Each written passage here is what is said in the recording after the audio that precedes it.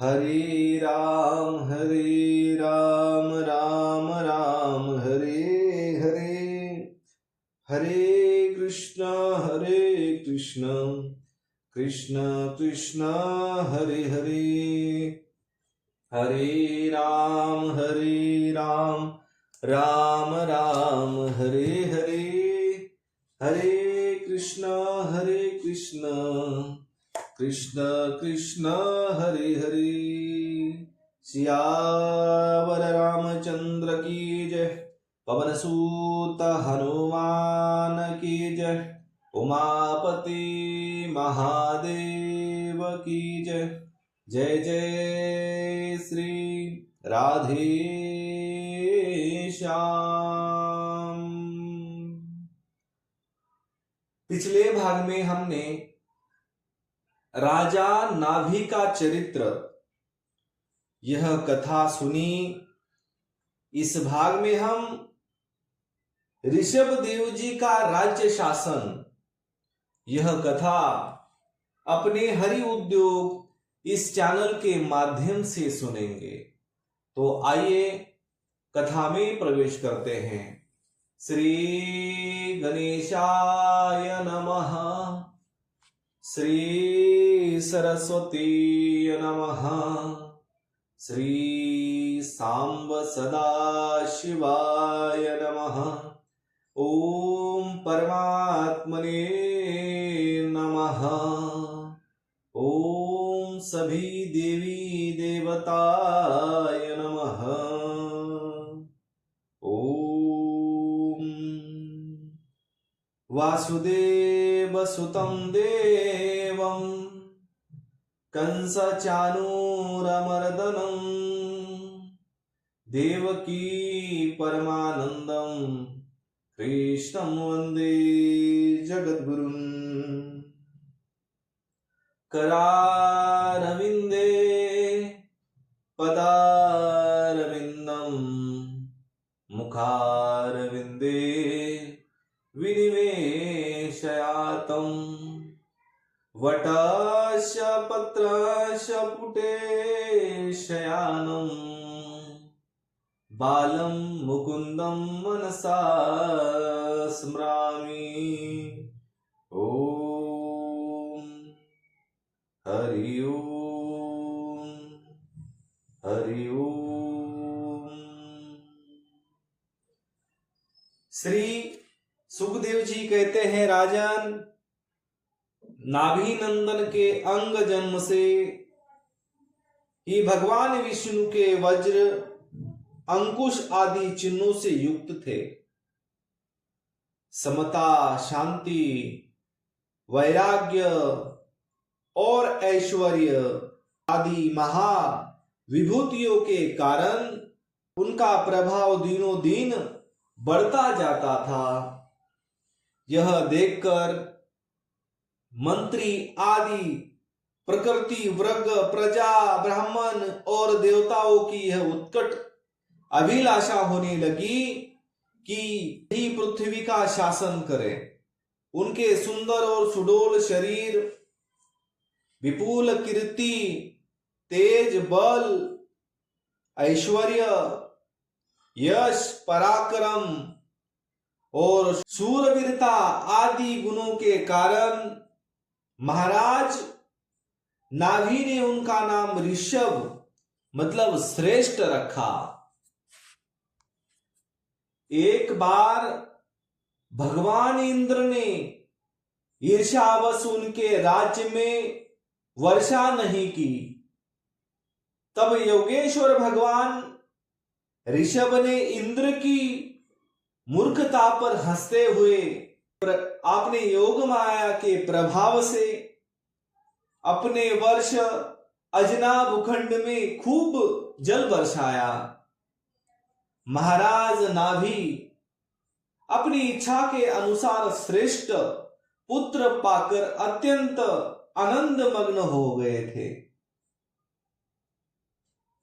और अपनी ही इच्छा से मनुष्य शरीर धारण करने वाले पुराण पुरुष श्री हरि का सप्रेम लालन करते हुए उन्होंने उन्हीं के लीला विलास से मुग्ध होकर वत्स तात ऐसा गदगद वाणी से कहते हुए बड़ा सुख मानने लगे।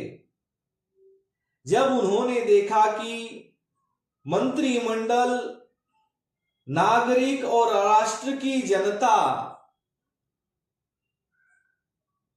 ऋषभदेव से बहुत प्रेम करती है, तो उन्होंने उन्हें धर्म मर्यादा की रक्षा के लिए राज्याभिषिक्त करके ब्राह्मणों की देखरेख में छोड़ दिया।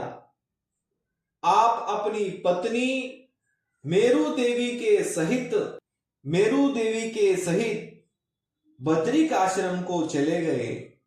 वहां अहिंसा वृत्ति से, जिससे किसी को उद्वेग न हो, ऐसी कौशलपूर्ण तपस्या और समाधि योग के द्वारा भगवान वासुदेव के नर नारायण रूप की आराधना करते हुए समय आने पर उन्हीं के रूप में लीन हो गए।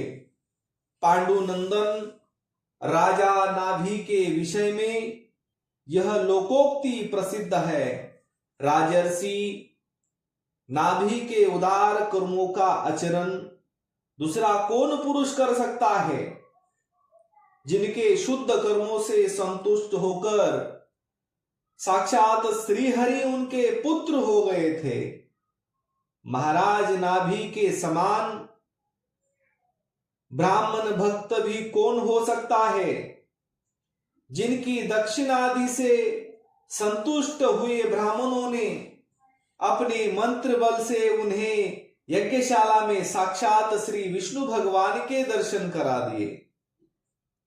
भगवान ऋषभदेव ने अपने देश अजना भूखंड को कर्म भूमि मानकर लोक संग्रह के लिए कुछ काल गुरुकुल में वास किया। गुरुदेव को यथोचित दक्षिणा देकर गृहस्थ में प्रवेश करने के लिए उनकी आज्ञा ली। फिर लोगों को गृहस्थ धर्म की शिक्षा देने के लिए देवराज इंद्र की दी हुई उनकी कन्या जयंती से विवाह किया तथा स्रोत स्मार्त दोनों प्रकार के शास्त्रोपदिष्ट कर्मों का आचरण करते हुए उसके गर्भ से अपने ही समान गुण वाले 100 पुत्र उत्पन्न किए। उनमें महायोगी भरत जी सबसे बड़े और सबसे अधिक गुणवान थे। उन्हीं के नाम से लोग इस अजना भूखंड को भारतवर्ष कहने लगे। उनसे छोटे कुशावर्त, इलावर्त, ब्रह्मव्रत, मलय केतु, भद्रसेन, इंद्रस्प्रक, विदर्भ और कीटक के 9 राजकुमार शेष 90 भाइयों से बड़े एवं श्रेष्ठ थे। उनसे छोटे कवि हरि, अंतरिक्ष, प्रबुद, पिप्पलायन, अभिहोत्र, दुर्मिल, चमस और कारभाजन, ये 9 राजकुमार भागवत धर्म का आचरण करने वाले बड़े भागवत भक्त थे। भगवान की महिमा से महिमानिवत और परम शांति से पूर्ण इनका पवित्र चरित्र हम नारद वासुदेव संवाद के प्रसंग से आगे एकादश स्कंद में कहेंगे। इसे छोटे जयंती के 81 पुत्र, पिता की आज्ञा का पालन करने वाले, अति विनीत, महान वेदज्ञ और निरंतर यज्ञ करने वाले थे। वे पुण्य कर्मों का अनुष्ठान करने से शुद्ध होकर ब्राह्मण हो गए थे।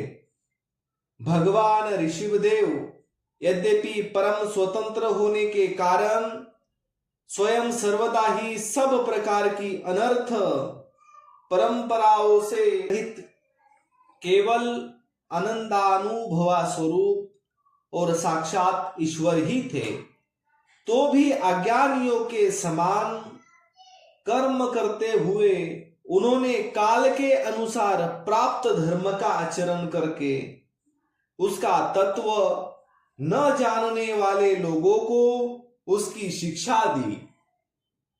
साथ ही सम, शांत, सुहृदय और कारुणिक रहकर धर्म, अर्थ, यश, संतान, भोग, सुख और मोक्ष का संग्रह करते हुए गृहस्थ आश्रम में लोगों को नियमित किया। महापुरुष जैसा जैसा आचरण करते हैं, दूसरे लोग उसी का अनुकरण कर लेते हैं। यद्यपि वे सभी धर्मों के सार रूप वेद के गूढ़ रहस्यों को जानते थे, तो भी ब्राह्मणों की बतलाई हुई विधि से साम दानादि नीति के अनुसार ही जनता का पालन करते थे।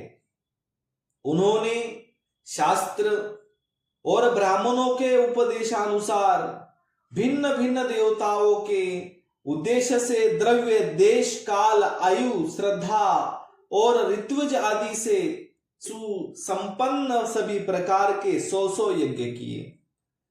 भगवान ऋषिदेव के शासन काल में इस देश का कोई भी पुरुष अपने लिए किसी से भी अपने प्रभु के प्रति दिन दिन बढ़ने वाले अनुराग सिवा और किसी वस्तु की कभी इच्छा नहीं करता था। यही नहीं, आकाश कुसुम आदि अविद्यमान वस्तु की भांति कोई किसी की वस्तु की ओर दृष्टिपात भी नहीं करता था। एक बार भगवान ऋषिदेव घूमते घूमते ब्रह्मवृत्त देश में पहुंचे। वहां बड़े बड़े ब्रह्म ऋषियों की सभा में उन्होंने प्रजा के सामने ही अपने समाहित चित्त तथा विनय और प्रेम के भार से सुसंशयत पुत्रों को शिक्षा देने के लिए इस प्रकार कहा। तो आज के लिए इतना ही। कर्पूर गौरम करुणावतारम संसार सारम भुजगेंद्र हारम सदा वसंतम हृदयारविंदे भवम भवानी सहितम नमामि। सियावर रामचंद्र की जय, पवन सूत हनुमान की जय, उमापति महादेव की जय। जय जय श्री राधे श्याम। शेष चर्चा अगले भाग में।